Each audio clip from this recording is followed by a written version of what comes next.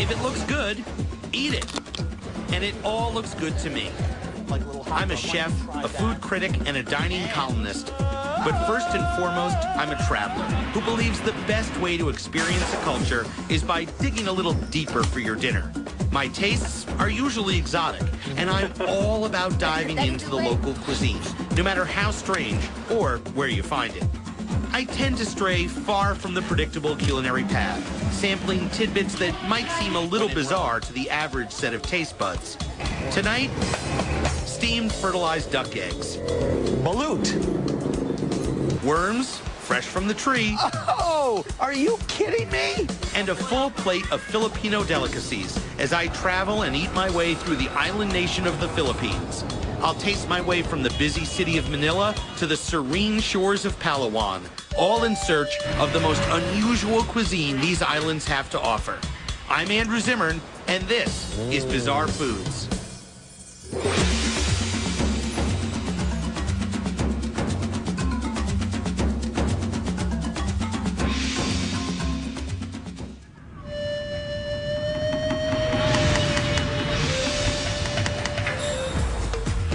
From the chaotic and hectic streets of Manila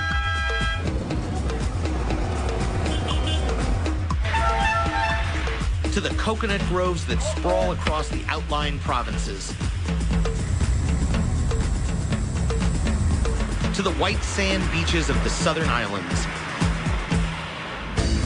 The Philippines is a spicy Chex mix of landscapes and locales. It's an atoll of more than 7,000 islands, but the similarities between them are few. My journey begins on Luzon, the largest island in the country, home to the nation's capital, Manila. I'll travel the length of the chain, ending my journey on the southwestern island of Palawan. It is absolutely dynamite. The Philippines, one heck of an adventure, one great food country. From a culinary standpoint, it's a virtual melting pot of our global food community, a prime example of a country whose history can be seen and tasted through their food. Remnants of the Spanish occupation can be seen in every church square and on every table. Crispy pata, a classic pork dish, is as popular here as it is in Spain. The Americans gave the Filipinos a taste for hamburgers and hot dogs during World War II. And contributions from the Chinese are everywhere, from rice to noodles, to spices like cloves, peppercorns, and hot chilies. With all of these influences, indigenous Filipino foods are quickly becoming a thing of the past. And that's what intrigues me. I want to visit the people and the places working to preserve the local food culture and taste some of the more unusual native treats that I've heard so much about. Wow. I'm starting with one of the most popular snack foods sold on street corners all over the Philippines, balut. A tasty morsel that's firmly rooted in Pan-Asian traditions, but Filipinos have made it their own national dish. Now, a balut is a fertilized duck embryo that's steamed and served in the shell. It's about 18 days old. It's basically a hard-boiled egg with a beak, feathers, feet. If that doesn't sound absolutely crazy bizarre, I don't know what does.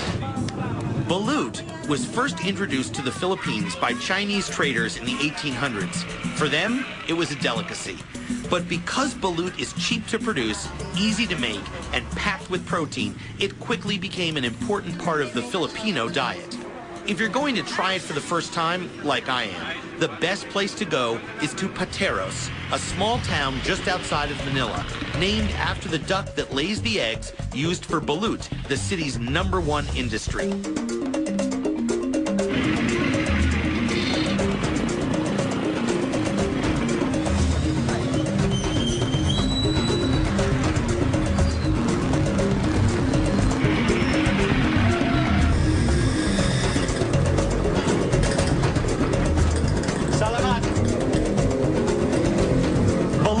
Actually raised in balutan, special stores here in Pateros, and the balutan of Pateros are renowned for their egg selection as well as their incubation.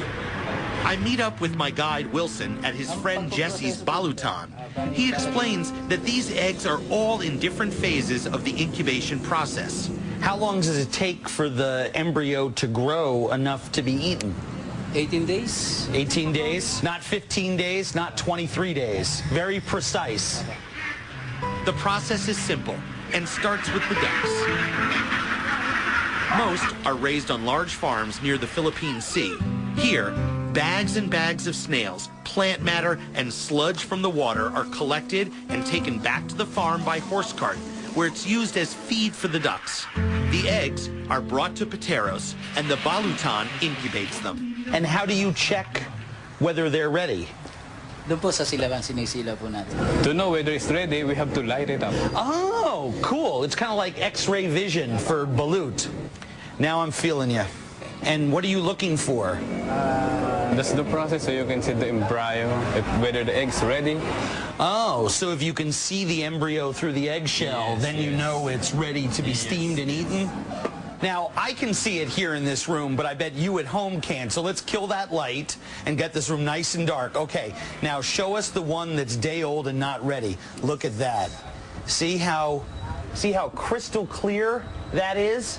The embryo is just microscopic inside of there. Now, where's one that's ready to cook? All right.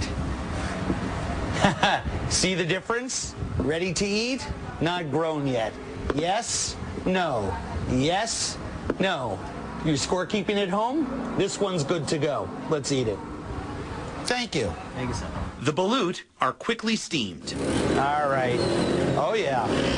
Still nice and warm.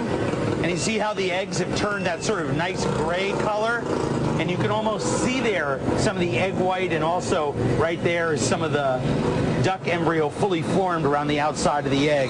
So what's the deal? You just crack them and peel them? And then put some salt or some vinegar if you want. Really? Just Yes. that easy? That easy. And everybody in this country eats them? Everybody. Yes. Everybody? Yes. All right, here goes.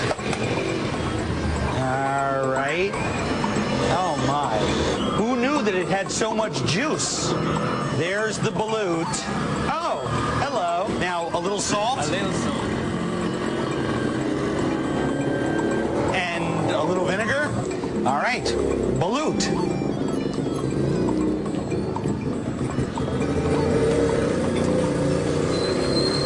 Let's talk about this for a second.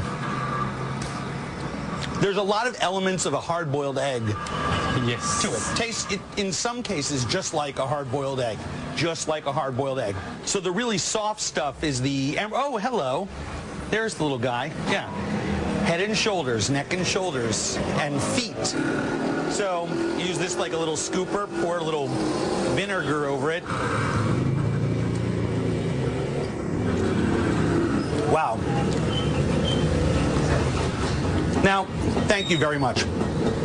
I have to tell you, that was one of the strangest foods I've ever eaten in my entire life. But so unexpectedly better than the way I thought it would be. I thought Like it? I do like it, actually. Very, very, very, very eggy. Think hard-boiled eggs times 17 with a little bit of roasted poultry flavor thrown in there to the mix. The juice from inside there is the funky part.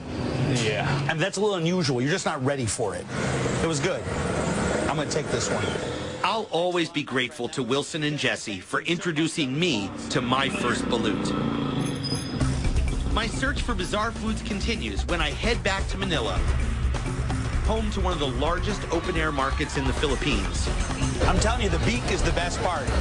It's bound to be fertile ground for more exotic edibles.